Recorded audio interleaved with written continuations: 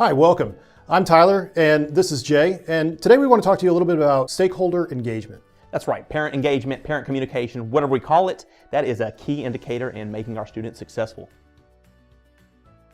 So, first of all, before we initiate parent communication, we want to have all our info in one place. That means we want to get our grades, our absences, our IEPs, our test scores, our discipline records right there, so there's no surprises as it comes up in that conversation. And then that way we can show the parent that we're thinking of the student as a whole and not just a set of test scores. That's a great point, yeah.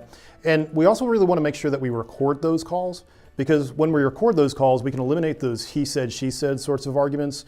And that's right, I hear you establishing that we want to communicate frequently. And we don't want to wait till there is a problem to open up that communication. So let's start with, talking about positive things, the things that the kid did right, and then when we have a problem, it's less aggressive, it's less negative. Definitely. And, it's a really important thing to do as an administrator to say to your staff, hey, we need to make sure that we have a policy in place about how many times we call and how often we make those positive engagements.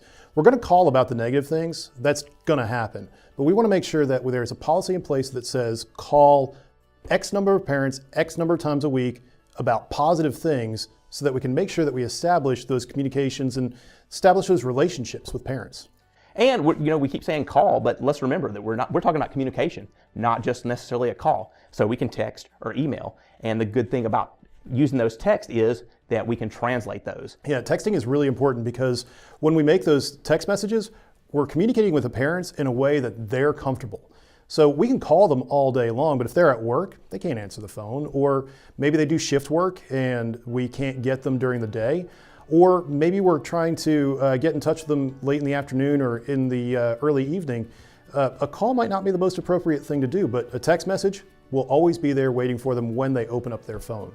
All right, to sum it all up, we want to have all of our information in one place. Yeah, and we want to make sure we record those calls so that we can eliminate any question about what was said.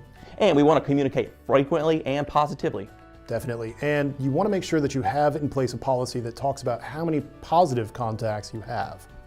And we want to make sure that we take advantage of the ability to translate text. Yeah, so texting is definitely a key requirement there.